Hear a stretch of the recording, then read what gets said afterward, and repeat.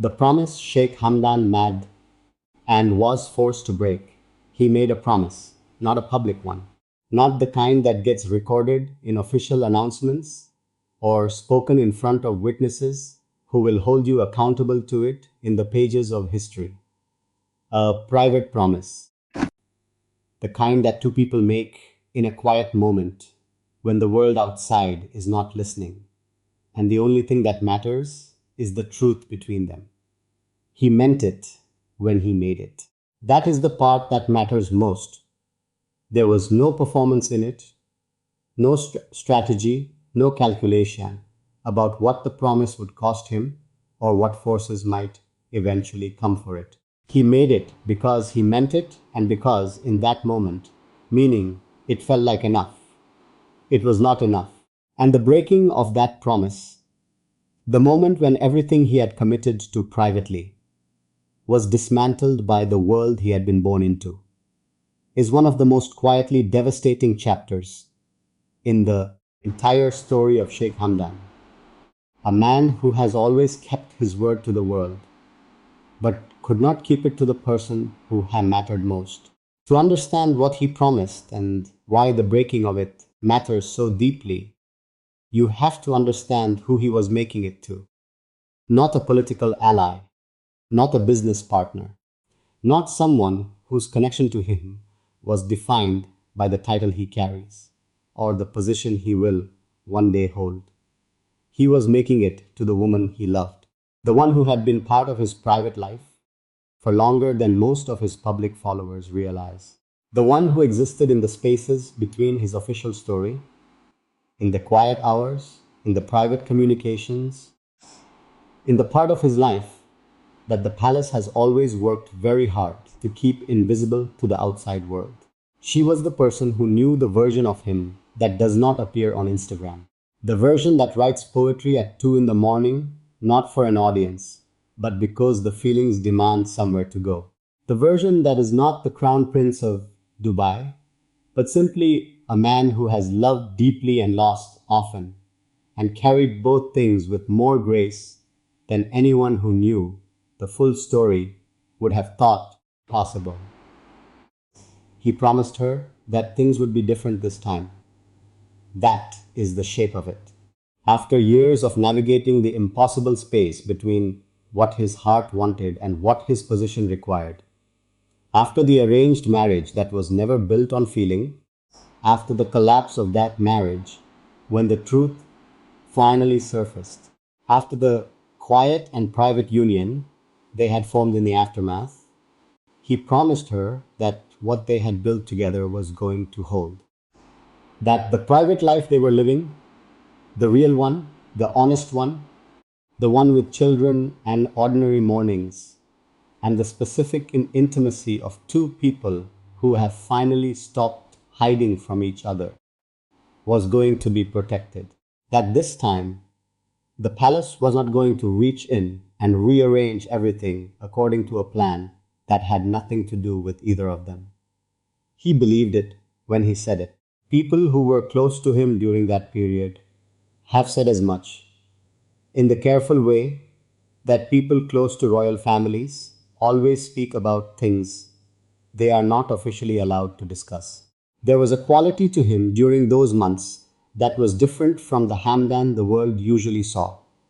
A settledness, a sense of a man who had finally put something down that he had been carrying for a very long time. The poems from that period shifted in tone, still layered, still deep, but with something underneath the melancholy that felt like the beginning of peace. Like a person who had stopped fighting something and was learning instead to simply exist inside it. The promise he made was part of that.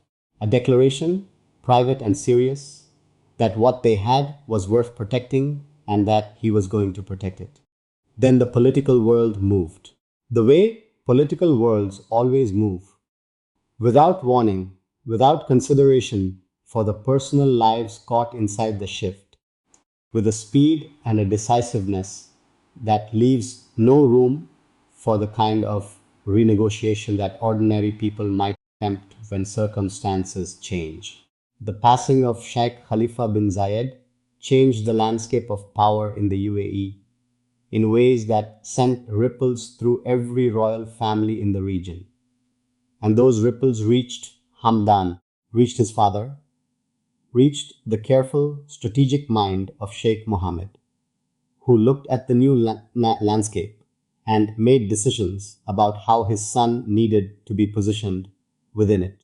Decisions that left no room for the private life Hamdan had built. Decisions that, in their execution, reached directly into the promise he had made and broke it on his behalf before he had any opportunity to protect it himself. She had to leave. That is the simple, brutal fact of what happened. The woman he had promised to protect, the mother of his children, the person he had built his most honest chapter with. She was asked to step back, to leave Dubai, to take the children and disappear from the official picture with the same quiet efficiency that the palace always applies to things it needs to make invisible. And Hamdan, who had stood in front of her and made a genuine commitment, had to stand in front of her again and explain that the commitment he had made was one he no longer had the power to keep. There is no version of that conversation that does not break something. Not in her and not in him. A promise broken by outside force is still a broken promise. The intention behind it does not survive the breaking intact. The trust that the promise had built does not fully survive it either. Even when both people understand, intellectually, that what happened was not a choice, but a removal of choices, the heart does not process broken promises intellectually. It processes them in the way it processes all losses, with a grief that does not argue about blame and does not consult the context.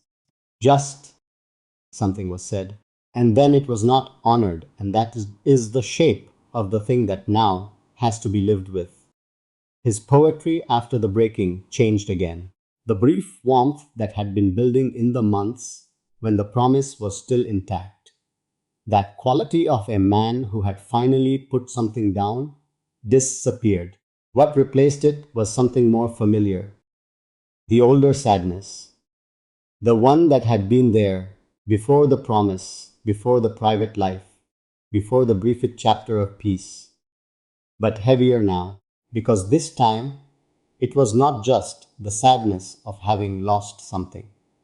It was the sadness of a man who had believed, for a real and meaningful period of time, that the losing was behind him, that what he had built was going to hold, and then discovered that the forces that had taken things from him before had simply been waiting, patient, prepared to move the moment the political circumstances gave them the opening.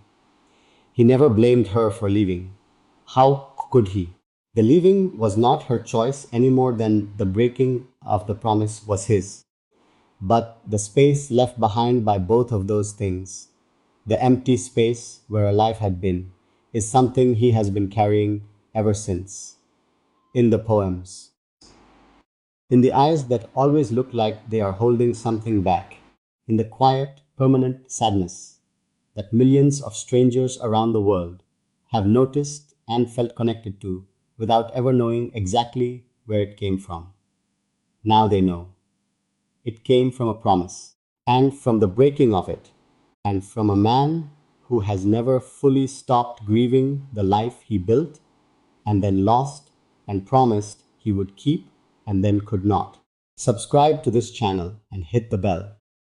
Every week I bring you the real story of Sheikh Hamdan, the promises, the breaking of them, and the truth that lives inside everything he has written since.